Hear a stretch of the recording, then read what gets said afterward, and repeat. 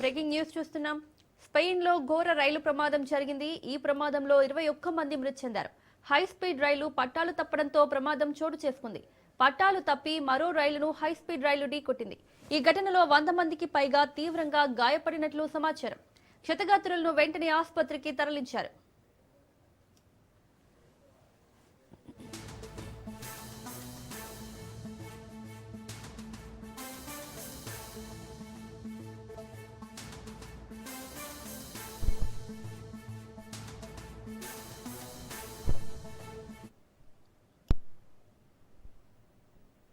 Spain లో ఘోర రైలు ప్రమాదం జరిగింది. ఈ ప్రమాదంలో 21 మంది మృతి చెందారు. హై స్పీడ్ రైలు పట్టాలు తప్పడంతో ప్రమాదం చోటు చేసుకుంది. పట్టాలు తప్పి మరో రైలును హై స్పీడ్ రైలు ఢీకొట్టింది. ఈ ఘటనలో 100 మందికి పైగా తీవ్రంగా గాయపడినట్లు సమాచారం. క్షతగాత్రులను వెంటనే ఆసుపత్రికి తరలించారు.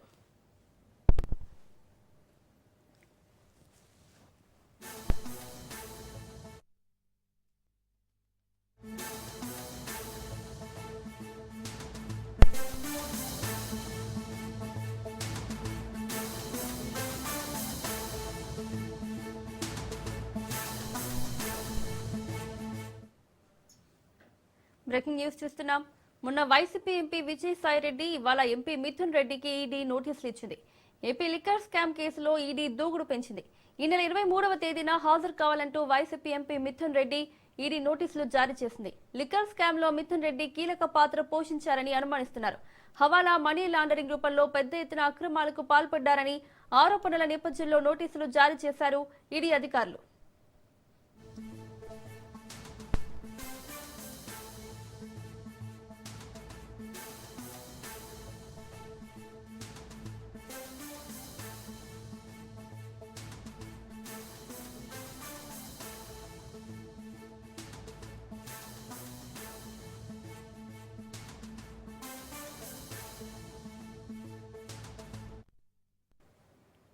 మొన్న వైసీపీ ఎంపీ విజయసాయి రెడ్డి ఇవాళ ఎంపీ మిథున్ రెడ్డికి ఈడీ నోటీసులు ఇచ్చింది. ఏపీ లిక్కర్ స్కామ్ కేసులో ఈడీ దూకుడు పెంచింది. ఇదే అంశానికి సంబంధించి మరిన్ని అప్డేట్స్ మా ప్రతినిధి రమేష్ అందిస్తారు. రమేష్, గత ప్రభుత్వ హయాంలో జరిగినటువంటి లిక్కర్ కుంభకోణానికి సంబంధించి ఇప్పటికే ఆంధ్రప్రదేశ్ ప్రభుత్వం ఒకవైపు విచారణ జరుపుతోంది. మరోవైపు ఇదే లిక్కర్ కేసుకు సంబంధించి ఈడీ కూడా ఎంటర్ అయింది. అందులో భాగంగానే ఈ వైఎస్ఆర్ కాంగ్రెస్ పార్టీ ఎంపీ మిథున్ రెడ్డికి ఈడీ నోటీసులు జారీ చేసింది. ఈ నెల 23వ తేదీన తమ ముందు విచారణకు హాజరు కావాలంటూ కూడా ఈడీ ఆదేశించింది. గతంలోనే MP Mithun Reddy liquor scam కేసులో అరెస్ట్ అయ్యారు. ఇక్కడ వెళ్లి రావడం జరిగింది. ప్రస్తుతం ఆయన బెయిల్ పైన ఉన్నటువంటి పరిస్థితి కూడా ఉంది. లిక్కర్ కేసుకు సంబంధించి ఒకవైపు ఏపీ ప్రభుత్వం విచారణ జరుపుతూ ఉండగానే మరోవైపు ఇటు ఈడీ ఎంటర్ కావడం కూడా కొంత ఆసక్తికర పరిణామంగా చెప్పుకోవచ్చు. ఎందుకంటే ఈ లిక్కర్ కేసులో ఇటు వైఎస్ఆర్ కాంగ్రెస్ పార్టీకి సంబంధించిన అనేక మంది కీలక నేతలు ఉన్నారని ఏపీ ప్రభుత్వం మొదటి నుంచి చెప్తూ ఉంది. ఈ నేపథ్యంలో ఈ కేసుకు సంబంధించినటువంటి విచారణ అయితే కొనసాగిస్తూ ఉంది. ఇక లిక్కర్ కేసుకు సంబంధించి ఇప్పటికే విజయసాయి రెడ్డిని కూడా విచారణకు ఈ నెల 22వ తేదీన హాజరు కావాలంటూ ఈడీ ఆదేశించింది. ఇప్పుడు మిథున్ రెడ్డి కూడా విచారణకు హాజరు కావాలని ఆదేశించినటువంటి నేపథ్యంలో లిక్కర్ స్కామ్ కు సంబంధించి రానున్నటువంటి రోజుల్లో ఏం జరగబోతుందనే ఉత్కంఠ అయితే వైఎస్ఆర్ కాంగ్రెస్ పార్టీ వర్గాల్లో నెలకొని ఉంది. రమేష్, అలాగే హవాలా మనీ లాండరింగ్ రూపంలో పెద్ద ఎత్తున అక్రమాలకు పాల్పడ్డారనే ఆరోపణలున్నాయి. సో ఈ ఆరోపణలలో ఎంతవరకు వాస్తవం ఉంది? లిక్కర్ స్కామ్ కు సంబంధించి పెద్ద ఎత్తున నిధులు విదేశాలకు తరలి వెళ్లాయని ఇప్పుడు ఏపీ ప్రభుత్వం ఏదైతే విచారణ జరుపుతుందో ఈ విచారణ సందర్భంగా కొన్ని విషయాలు బయటపెడుతున్నటువంటి పరిస్థితి కూడా ఉంది. ఈ లిక్కర్ స్కామ్ కు సంబంధించి హవాలా ద్వారా పెద్ద ఎత్తున నగదు విదేశాలకు తరలి వెళ్ళింది అనేది ప్రధానమైనటువంటి ఆరోపణ. ఈ విదేశాలకు ఈ నగదు నిజంగా తరలి వెళ్ళిందా లేదంటే అసలు లిక్కర్ స్కామ్ కు సంబంధించి ఇప్పుడు ఏపీ ప్రభుత్వం చెప్తున్నట్టు స్కామ్ జరిగితే ఏ రకంగా జరిగింది, దీంట్లో ఎవరెవరి పాత్ర ఉంది అనే అంశాలన్నిటికీ సంబంధించి కూడా ఈడీ విచారణలో పూర్తి సమాచారాన్ని రాబట్టే అవకాశం ఉంది. లిక్కర్ స్కామ్ జరిగినటువంటి ఆరోపణల నేపథ్యంలో ఇప్పటికే వైఎస్ఆర్ కాంగ్రెస్ పార్టీకి సంబంధించినటువంటి ఎంపీ మిథున్ రెడ్డితో పాటు చెవిరెడ్డి భాస్కర్ రెడ్డి, అదేవిధంగా గతంలో జగన్ ప్రభుత్వంలో కీలక అధికారిగా పనిచేసినటువంటి మాజీ ఐఏఎస్ ధనంజయ రెడ్డి వంటి వారిని కూడా పోలీసులు అరెస్ట్ చేశారు. వారిని ప్రశ్నించినటువంటి పరిస్థితి కూడా ఉంది. దీంతో పాటు ఇంకా అనేక మందికి లిక్కర్ కేసులో సంబంధాలు ఉన్నాయి. ఈ లిక్కర్ కేసుకు సంబంధించిన నిధులు ఏవైతే ఉన్నాయో ఇది వివిధ రూపాల్లో హవాలా మార్గంలో విదేశాలకు కూడా తరలి వెళ్ళిందనే ఆరోపణలు కూడా ఉన్నాయి. ఈ ఆరోపణల నేపథ్యంలోనే ఈడీ కూడా ఎంటర్ అయింది. ఈడీ ఇప్పుడు ఈ విచారణ సందర్భంగా నిజంగా మనీ ఇతర దేశాలకు హవాలా మార్గంలో వెళ్ళిందా లేదంటే అసలు లిక్కర్ కేసులో నిజంగా అవినీతి జరిగిందా లేదా అనేటువంటి అన్ని అంశాలపైన పూర్తి స్థాయిలో విచారణ జరపనుంది. ఒకవైపు వైఎస్ఆర్ కాంగ్రెస్ పార్టీ మాత్రం లిక్కర్ కేసుకు సంబంధించి గత ప్రభుత్వ హయాంలో ఎక్కడా ఎలాంటి అవినీతి జరగలేదు, కేవలం కూటమి ప్రభుత్వం ఉద్దేశపూర్వకంగానే తమ పైన కేసులు పెడుతుందంటూ కూడా వైఎస్ఆర్ కాంగ్రెస్ పార్టీ కానీ ఆ పార్టీ అధినేత కానీ ఆరోపిస్తున్నటువంటి పరిస్థితి కూడా ఉంది. ఈడీ కూడా ఎంటైనటువంటి నేపథ్యంలో దీనికి సంబంధించినటువంటి విచారణలో అక్కడ వాస్తవాలు అయితే బయటకు వచ్చే అవకాశం ఉన్నాయి. ఒకవైపు మాజీ ఎంపీ విజయసాయి రెడ్డి నెల 22వ తేదీన ఈడీ ముందు హాజరవుతున్నారు. మరోవైపు 23వ తేదీన ఈడీ ముందు హాజరు కావాలంటూ ఎంపీ మిథున్ రెడ్డి కూడా ఇప్పుడు నోటీసులు వచ్చినటువంటి నేపథ్యంలో ఈడీ అడిగినటువంటి ప్రశ్నలకు వైఎస్ఆర్ కాంగ్రెస్ పార్టీ నుంచి ఎలాంటి సమాధానం రాబోతూ ఉంది, లిక్కర్ స్కామ్ కు సంబంధించి వారు ఎలాంటి సమాచారాన్ని ఇవ్వబోతూ ఉన్నారు, అదే సందర్భంలో ప్రభుత్వం రాష్ట్ర ప్రభుత్వం చేసినటువంటి విచారణ ఏ విధంగా కొనసాగుతుందని అన్ని అంశాలు కూడా ఈడీ విచారణలో వైసీపీ నేతలు ఈడీ ముందు చెప్పే అవకాశం ఉంది. అయితే ఈ కేసుకు సంబంధించి ఇప్పటి వరకు ఎలాంటి అవినీతి జరగలేదు, కేసులో అసలు వాస్తవమే లేదని వైసీపీ నేతలు చెప్తున్న నేపథ్యంలో ఇదే అంశాన్ని ఈడీ ముందు కూడా వైసీపీ నేతలు అయితే వాదించే అవకాశం ఉంటుంది. Right Ramesh, thank you.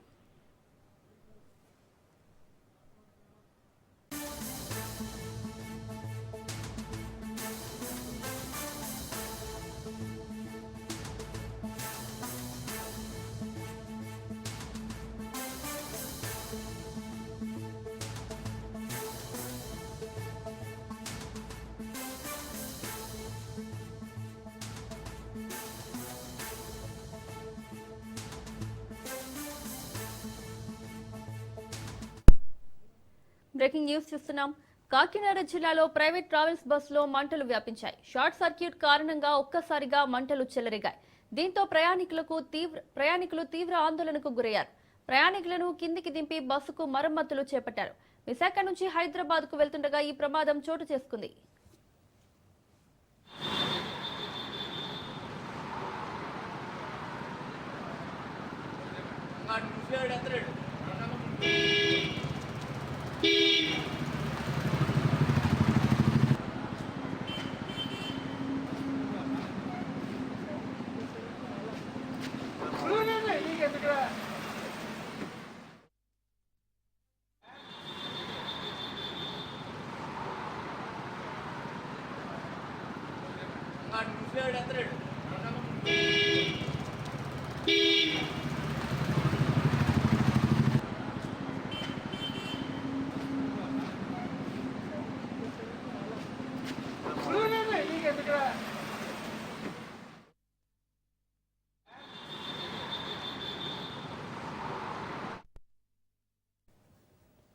Kakinada జిల్లాలో ప్రైవేట్ ట్రావెల్స్ బస్సులో మంటలు వ్యాపించాయి. షార్ట్ సర్క్యూట్ కారణంగా ఒక్కసారిగా మంటలు చెలరేగాయి.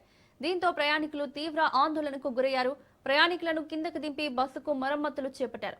విశాఖ నుంచి హైదరాబాద్ కు వెళ్తుండగా ఈ ప్రమాదం చోటు చేసుకుంది.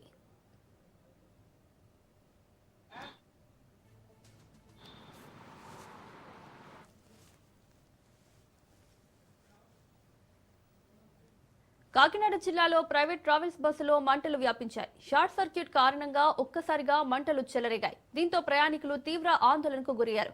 ఇక ఇదే అంశానికి సంబంధించి మరిన్ని అప్డేట్స్ మా ప్రతినిధి సిద్ధు అందిస్తారు. సిద్ధు, కాకినాడ జిల్లాలో ప్రైవేట్ ట్రావెల్స్ బస్సులో మంటలు వ్యాపించినట్లు తెలుస్తోంది. డీటెయిల్స్ ఏంటి? Thank you Mounika. కాకినాడ జిల్లా జగ్గంపేటలో జాతీయ రహదారిపై ప్రైవేట్ బస్సు ట్రావెల్ బస్ అయితే షార్ట్ సర్క్యూట్ అయ్యే కారణంగా ఒక్కసారిగా బస్సులో పొగలు వ్యాపించాయి. దీంతో ప్రయాణికులు ఆందోళన నెలకొని విశాఖపట్నం నుంచి హైదరాబాద్ వెళ్తున్న మార్గ్ మధ్యలో జగ్గంపేట ఫ్లైఓవర్ బ్రిడ్జ్ ఏదైతే ఫ్లైఓవర్ బ్రిడ్జ్ ఉందో ప్రయాణికులు ఎక్కించుకునే బయలుదేరి కొద్ది సమయంలో ఈ ప్రమాదం చోటు చేసుకుంది. దీంతో ప్రయాణికులు కింద దింపి బస్సు మరమ్మతులు చేశారు. అది ఎవరికో కూడా ఎటువంటి హాని జరగలేదు, కూడా ఎటువంటి హాని కూడా జరగలేదు. అయితే ఇలాంటి ప్రమాదాలు తరచూ జరగడంతో ప్రయాణికులు ఆందోళన నెలకొంది. ఈ ప్రమాదంలో ఎవరికైనా గాయాలయ్యాయా? ప్రమాదంలో ఎవరికి గాయాలు కావలేదు. అయితే ముందే అక్కడే జస్ట్ జగ్గంపేట ఏదే ఫ్లైఓవర్ బ్రిడ్జ్ ఉందో ఫ్లైఓవర్ బ్రిడ్జ్ ఆపి కొంతమంది ప్రయాణికులు ఎక్కించుకుని మరి కొద్దిసేపు ఒక 10 నిమిషాల క్రితమే మంటలు వ్యాపించడంతో అందరూ ప్రయాణికులందరూ అలర్ట్ అవుతుందో కింద దిగడం మరి ఊపిరి పీల్చుకున్నారు. అయితే ఇలాంటి ప్రమాదాలు సంబంధించినప్పుడు మాత్రం అధికారులు స్పందించుకొని ఎప్పటికప్పుడు అధికారులు చేపడితే చాలా వరకు ఇలాంటి సంఘటనలు ఎంతైనా అరికట్టవచ్చని ప్రజలైతే కోరుకుంటున్నారు. Right Siddhu, thank you.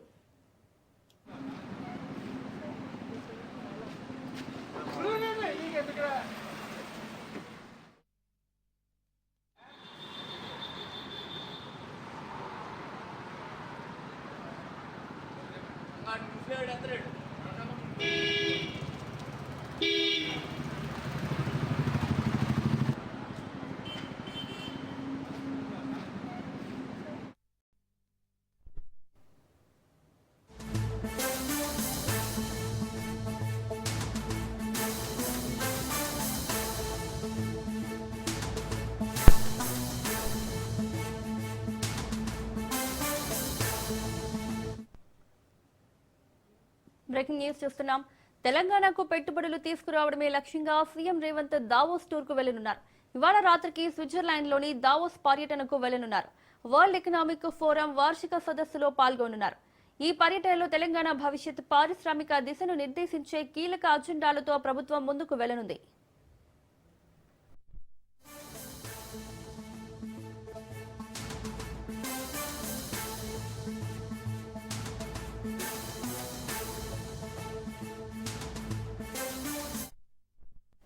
ఈసారి దావోస్ వేదికగా రాష్ట్ర ప్రభుత్వం ప్రతిష్టాత్మకంగా రూపొందించిన next gen life sciences policy 2026-30ను ఆవిష్కరించనుంది. సీఎం రేవంత్ రెడ్డి, మంత్రి శ్రీధర్ బాబు అంతర్జాతీయ పారిశ్రామిక దిగ్గజాల సమక్షంలో ఈ కొత్త విధానాన్ని ప్రకటించనున్నారు. లైఫ్ సైన్సెస్ రంగంలో తెలంగాణను గ్లోబల్ హబ్ గా మార్చడమే ఈ పాలసీ ప్రధాన లక్ష్యం. 2030 నాటికి ప్రపంచంలోని టాప్ 3 లైఫ్ సైన్సెస్ క్లస్టర్లలో ఒకటిగా తెలంగాణను నిలబెట్టాలన్న లక్ష్యంతో ప్రభుత్వం ఈ విధానాన్ని రూపొందించింది. Pharma, Biotech, medical devices, research రంగాల్లో భారీ పెట్టుబడులను ఆకర్షించేందుకు ప్రత్యేక ప్రోత్సాహకాలు ఇందులో పొందుపరిచారు. ఫార్మా రంగంలో ప్రతిష్టాత్మకంగా భావిస్తున్న green pharma city road map ను కూడా ఈ పాలసీ ద్వారా స్పష్టంగా ప్రకటించనున్నారు.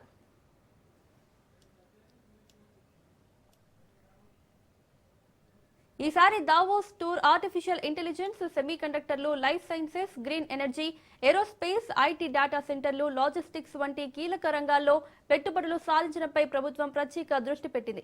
తెలంగాణలో పరిశ్రమలకు అనుకూల వాతావరణం, మౌలిక సదుపాయాలు, నూతన విధానాలను సీఎం రేవంత్ రెడ్డి అంతర్జాతీయ వేదికపై వివరించున్నారు. ఇక ఇదే అంశానికి సంబంధించి మరిన్ని అప్డేట్స్ మా ప్రతినిధి సునీల్ అందిస్తారు. సునీల్, ముఖ్యమంత్రి రేవంత్ రెడ్డి కొద్దిసేపటినే మేడారం సమ్మక్క సారక్క గద్దెల పునఃప్రారంభించిన తర్వాత నేరుగా హెలికాప్టర్ ద్వారా శంషాబాద్ ఎయిర్పోర్ట్ విమానాశ్రయానికి బయలుదేరారు. విమానాశ్రయం నుంచి దావోస్ పర్యటన 5 రోజుల పాటు జరిగేటువంటి దావోస్ పర్యటనకు ముఖ్యమంత్రి రేవంత్ రెడ్డి శంషాబాద్ ఎయిర్పోర్ట్ మీదుగా బయలుదేరింది. ముఖ్యమంత్రి రేవంత్ రెడ్డితో పాటు మంత్రి శ్రీధర్ బాబు, మంత్రి పొంగులేటి శ్రీనివాసరెడ్డితో పాటు ప్రభుత్వ ప్రత్యేక కార్యదర్శి కేఎస్ రంజన్ తో పాటు సంజయ్ కుమార్, అదేవిధంగా సీఎం ప్రత్యేక కార్యదర్శి అజిత్ రెడ్డి కూడా బృందం ఈ రోజు దావోస్ పర్యటనకు బయలుదేరింది. శంషాబాద్ విమానాశ్రయం నుంచి ముఖ్యమంత్రి రేవంత్ రెడ్డితో పాటు మంత్రులు అందరూ కూడా దావోస్ పర్యటనకు బయలుదేరారు. జనవరి 20 నుంచి 4 రోజుల పాటు దావోస్ కు జరిగే సదస్సులో ముఖ్యమంత్రి రేవంత్ రెడ్డితో పాటు వివిధ కంపెనీలకు సంబంధించిన అంతర్జాతీయ స్థాయిలో పెట్టుబడి పెడుతున్న వివిధ రంగాల ప్రతినిధులతో పాటు సీఎం వారందరితో కూడా భేటీ కావడం జరుగుతుంది. ముఖ్యంగా విజన్ 2047 సంబంధించినటువంటి విషయంలో ఇప్పటికే తెలంగాణ రైజింగ్ 2047 లో అనేక రంగాల పెట్టుబడులను ఆకర్షించడం కోసం ఇటీవల కాలంలో గ్లోబల్ సమ్మిట్ ని తెలంగాణ రాష్ట్ర ప్రభుత్వం నిర్వహించి దాంట్లో చాలా మంది వివిధ అంతర్జాతీయ స్థాయిలో పెట్టుబడిదారులందరూ కూడా తెలంగాణ రాష్ట్రం వైపు పెట్టుబడులు పెట్టడానికి ఆసక్తి చూపిన నేపథ్యంలో ఈ యొక్క పర్యటన కూడా తీవ్రంగా దానికి సంబంధించిన విషయంలో కూడా తీవ్రంగా ఉపయోగపడే అవకాశం. ప్రస్తుతము ముఖ్యమంత్రి రేవంత్ రెడ్డి వివిధ పరిశ్రమల విస్తరణ, ఐటీ, అదేవిధంగా ఏఐ, లైఫ్ సైన్స్ తయారీ రంగంలో పెట్టుబడులకు సంబంధించిన అంశాలపై కూడా ఈ యొక్క దావోస్ పర్యటనలో వారితో చర్చించే అవకాశం ఉంది. ప్రపంచానికి మొత్తం కూడా విజన్ 2047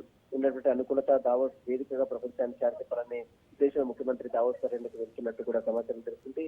ఈ పర్యటన ద్వారా తెలంగాణ రాష్ట్రానికి పెట్టుబడులు భారీగా చేరేందుకు తెలంగాణ రాష్ట్రాన్ని బలోపేతం, ఆర్థికంగా బలోపేతం చేసేందుకు ఎంతగానో ఉపయోగపడుతున్నట్టు కూడా అటు కూడా భావిస్తుంది. కాబట్టి దావోస్ పర్యటనలో ఈ రోజు ముఖ్యమంత్రి రేవంత్ రెడ్డితో పాటు మంత్రుల బృందం కొద్దిసేపటిమే బయలుదేరింది. 4 రోజుల పాటు ఈ నెల 20 నుంచి దాదాపు 4 రోజుల పాటు దావోస్ లో పర్యటిస్తారు. ఆ తర్వాత అక్కడ నుంచి అమెరికాలో వెళ్తారు. అమెరికాలో జరిగే కార్యక్రమంలో ముఖ్యమంత్రి రేవంత్ రెడ్డి పాల్గొనే అవకాశం ఉందని తెలుస్తుంది. ప్రస్తుతం అయితే దావోస్ పర్యటనలో వివిధ రాష్ట్రాలకు సంబంధించిన అంతర్జాతీయ పెట్టుబడిదారులందరూ కూడా గూగుల్ కావచ్చు, ఫేస్బుక్ కావచ్చు, యూనిలివర్ కావచ్చు, హనీవెల్, అదేవిధంగా ఎలియోరియన్, దేవాస్య, Tata group, TC world, Infosys వంటి ప్రముఖ సంస్థల అధినేతలతో సీఎం విడివిడిగా భేటీ కావడం జరుగుతుంది. పలు రౌండ్ టేబుల్ సమావేశాలు కూడా ముఖ్యమంత్రి రేవంత్ రెడ్డి వారితో సమావేశం కూడా నిర్వహించే అవకాశం ఉంది.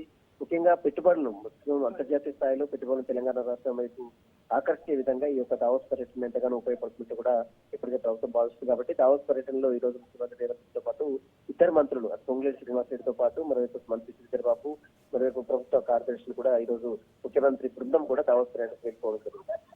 సునీల్, అలాగే next gen life sciences policy 2026-30ని ఆవిష్కరించనున్నట్లు తెలుస్తోంది. అసలు ఈ పాలసీ ఏంటి, దీని ప్రత్యేకతలు ఏంటి? విజన్ 2047 లో భాగంగా తెలంగాణ రాష్ట్రం మొత్తం ఆర్థిక వ్యవస్థను బలోపేతం $3 trillion 2047 కి ట్రిలియన్స్ ఎకానమీ చేసుకునే విధంగా రాష్ట్ర ప్రభుత్వం అడుగులు వేస్తుంది. ఇందులో భాగంగానే ఇటీవల కాలంలో గ్లోబల్ సమ్మిట్ కార్యక్రమం నిర్వహించింది.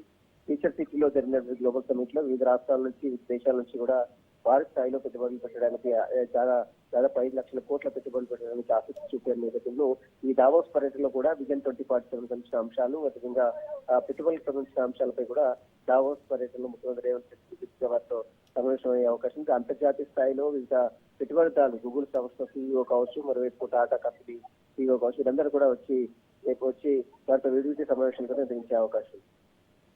అలాగే ఫార్మా రంగంలో ప్రతిష్టాత్మకంగా భావిస్తున్న ఈ green pharma city road map ను కూడా స్పష్టంగా ప్రకటించినట్లు తెలుస్తోంది. దీనికి సంబంధించి ఎలాంటి ఇన్ఫర్మేషన్ ఉంది? ఫార్మా రంగం సంబంధించిన దాని విషయంలో కూడా ఇప్పటికే గ్లోబల్ సమ్మిట్ లో ఫార్మా రంగానికి సంబంధించిన అభివృద్ధి కార్యక్రమాలకు ముఖ్యమంత్రి శంకుస్థాపన కూడా చేయడం జరిగింది. వాటికి సంబంధించిన ఏర్పాట్ల విషయంలో కూడా ఇప్పటికే రాష్ట్ర ప్రభుత్వం ముందుకెళ్తున్న నేపథ్యంలో ఈ ఫార్మా కంపెనీకి సంబంధించిన అంశాలు, అదేవిధంగా ఫార్మా సంబంధించిన విషయాలపై కూడా ఈ దావోస్ పరిస్థితిలో కూడా చర్చించే అవకాశం ఉంది. ఛత్తీస్గఢ్లో ఒక ఐటీ హబ్గా, మరోవైపు ఫార్మా హబ్గా హైదరాబాద్ని తీర్చిదిద్దేందుకు పెట్టుబడులు, అంతర్జాతీయ స్థాయిలో పెట్టుబడులు ఆకర్షించేందుకు దావోస్ పర్యటన ఎంతగానో ఉపయోగపడుతుంది కూడా రాష్ట్ర ప్రభుత్వం భావిస్తుంది. Right Sunil, thank you.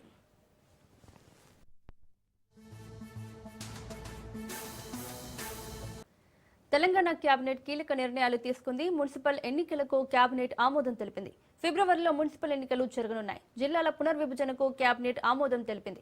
Potlapadu ఎత్తిపోతల పథకానికి కేబినెట్ ఆమోదం తెలిపింది. మేడారంలో శాశ్వత భవనాల నిర్మాణానికి మంత్రిమండలి ఆమోదం తెలిపింది.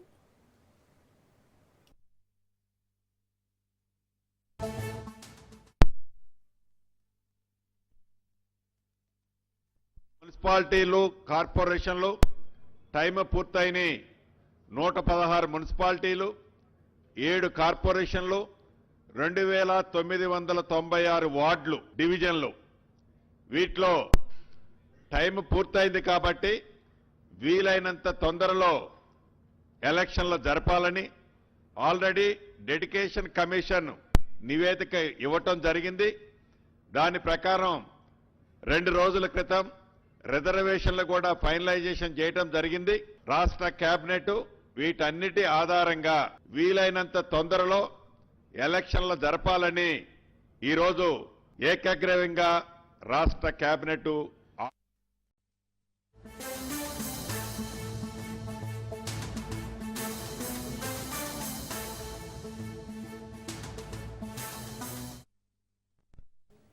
ములుగు జిల్లా మేడారంలో సీఎం రేవంత్ టూర్ ముగిసింది. సమ్మక్క సారలమ్మను కుటుంబ సభ్యులతో కలిసి దర్శించుకున్నారు. ఆధునీకరించిన గద్దెలను సీఎం రేవంత్ ప్రారంభించారు. గద్దెల దగ్గర పైలాన్ను ఆవిష్కరించారు. వనదేవతలకు మొక్కులు చెల్లించారు. సమ్మక్క సారలమ్మకు నిలువెత్తు బంగారం సమర్పించారు. మనవడితో కలిసి సీఎం రేవంత్ తులాభారం నిర్వహించారు. 68 కిలోల బెల్లాన్ని వనదేవతలకు సమర్పించారు.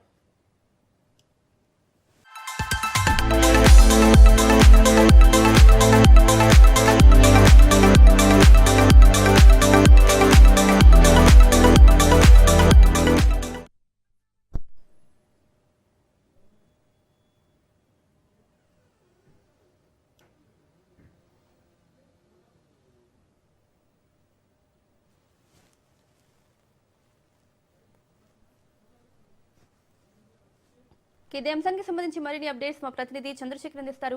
చంద్రశేఖర్, మేడారంలో సీఎం రేవంత్ టూర్ ముగిసినట్లు తెలుస్తోంది. అలాగే కుటుంబ సభ్యులతో కలిసి ఆయన అమ్మవార్లను దర్శించుకున్నారు. పూర్తి డీటెయిల్స్ ఏంటి? మౌనిక, మేడారంలో మంత్రులు, ముఖ్యమంత్రుల పర్యటన విజయవంతమైంది. ఇటు నిన్న మేడారం చేరుకున్న మంత్రులు, ముఖ్యమంత్రులు కేబినెట్ సమావేశం జరగటం, ఇక్కడ పలు నిర్ణయాలు కేబినెట్ సమావేశం తీసుకున్నారు. అంతేకాదు ఈ జంపన్న వాగుతో పాటు పరిసర ప్రాంతాలు కూడా, ఇటు గద్దెల ప్రాంగణము, జంపన్న వాగు, అలాగే ఇదేదైతే మేడారం మాస్టర్ ప్లాన్ లో భాగంగా చేసిన అభివృద్ధి పనులను కూడా మంత్రుల బృందం, ముఖ్యమంత్రులతో సహా వాటన్నిటిని కూడా వారు నిన్న విజిట్ చేయడం జరిగింది. విజిట్ జరిగిన అభివృద్ధి పనులు చాలా బాగా జరుగుతున్నాయని చెప్పేసి వారు సంతోషాన్ని వ్యక్తం చేశారు. అంతేకాదు ఇటు మంత్రులు, ముఖ్యమంత్రులు కూడా కుటుంబ సమేతంగా కూడా వారు ఈ మేడారం చేరుకున్నారు. ఈ నేపథ్యంలోనే ఈ రోజు నిన్న జరిగిన పలు సంస్కృత కార్యక్రమాల్లో కూడా మంత్రులు, ముఖ్యమంత్రులు కూడా పాల్గొని వాటిని వీక్షించడం జరిగింది. తదనంతరం ఈ రోజు ఉదయం మేడారంలోని అమ్మవార్లను దర్శించుకోవడానికి ముఖ్యమంత్రితో పాటు మంత్రులు కూడా కుటుంబంగా రావడం జరిగింది. ముఖ్యమంత్రి ముఖ్యమంత్రి రేవంత్ రెడ్డి వారి ఒక భార్య, తర్వాత వారి కూతురు, వారి అల్లుడు, వారి మనవరాలు అంతా కూడా అమ్మవారికి మొక్కు చెల్లించారు. ముఖ్యంగా ముఖ్యమంత్రి రేవంత్ రెడ్డి తులాభారం బంగారాన్ని, నిలువెత్తు బంగారాన్ని, బెల్లాన్ని బంగారంగా తులాభారం కింద 68 కేజీల బెల్లాన్ని సమర్పించడం జరిగింది. అంతేకాదు అమ్మవార్లను దర్శించుకుని మొక్కు చెల్లించడమే కాకుండా గద్దెల పునర్నిర్మాణ పనులకు ప్రారంభోత్సవం కూడా చేయడం జరిగింది.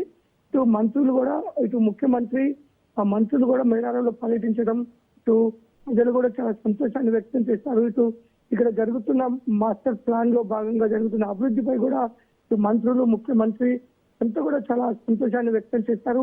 తిరిగి అమ్మవార్లను దర్శించుకొని మొక్కులు చెల్లించుకున్న తర్వాత అక్కడి నుంచి ముఖ్యమంత్రి హెలికాప్టర్ ద్వారా హైదరాబాద్ కి బయలుదేరారు. Mounika. Right Chandrashekar, thank you.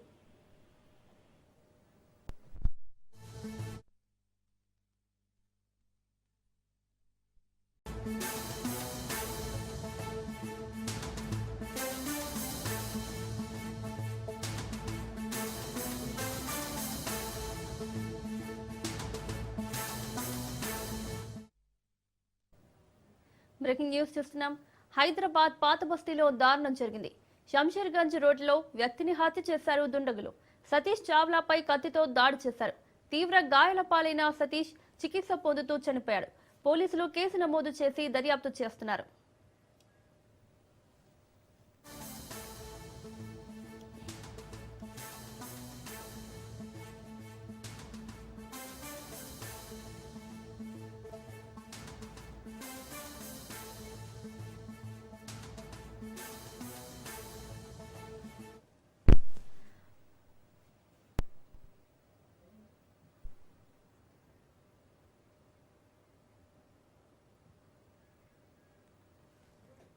Hyderabad పాత బస్తీలో దారుణం జరిగింది.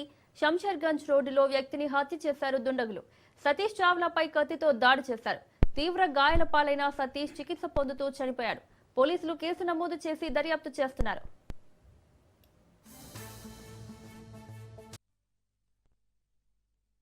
समझाने के चक्कर में जो है उन्हें क्या करे, इनके 3-4 भांजे भतीजे किसको बुला लिए क्यों, इनके भी जो जिसको मारे ना उनके भी बचिया है, और जो है तो उनको जो है तो एक जनों को बुला लिए, एक जनों को जिसको बुला लिए उन्हें चाकू ले गए, चाकू लेके आगे मारे, चाकू से पहले पेट में मारे, उसके बाद गर्दन पे मारे उन्होंने। अंदर से कहा लड़ने की वो नहीं मालूम, लड़ाई यहाँ आके बहस कर रहे थे, लगा दोनों एक गला पकड़ ले रहे थे, इन लगा इन्हें अकेले थे, इनकी जो गाड़ी है ना ये मारे वाले 2 जने थे, 2 जनों में से एक जने मारे, एक जने चाकू निकाल के पेट पे मारे, उसके बाद गर्दन पे मारे। देखिए आप लाइफ काम है भाई, देखा देख के मैं बाजू खड़ी जाऊँ, नहीं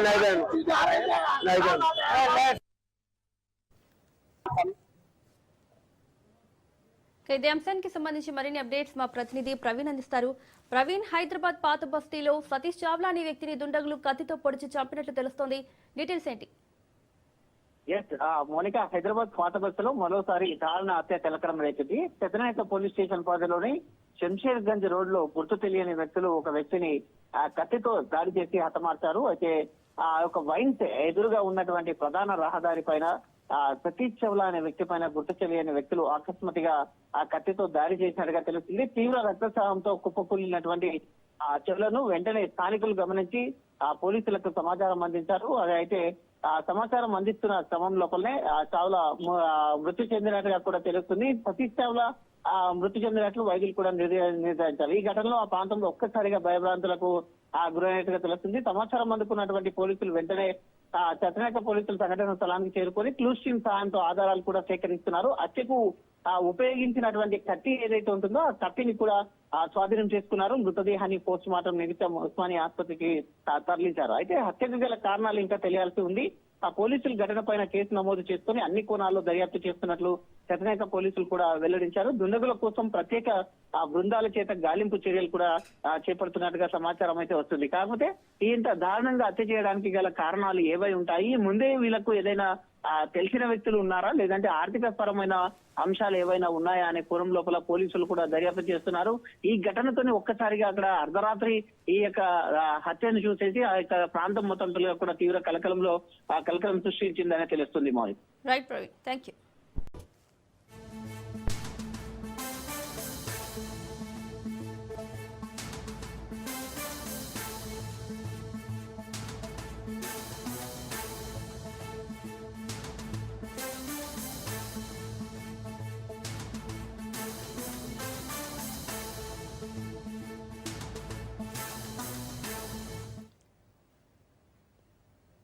బ్రేకింగ్ న్యూస్ చూస్తున్నాం. లాటిన్ అమెరికా దేశం చిలీలో కార్చిచ్చు బీభత్సం సృష్టిస్తోంది. అటవీ ప్రాంతాల్లో చెలరేగిన అగ్నికీలలు వేగంగా వ్యాపిస్తున్నాయి. మంటల్లో ఇప్పటి వరకు 18 మంది మృతి చెందగా 1000 ఎకరాల్లో అడవి బూడిదగా మారింది. దక్షిణ మధ్య చిలీలో 25 ప్రాంతాల్లో అగ్ని ప్రమాదాలు జరిగాయని సమాచారం. సుమారు 21,000 ఎకరాల అడవి బూడిదైనట్లు అంచనా.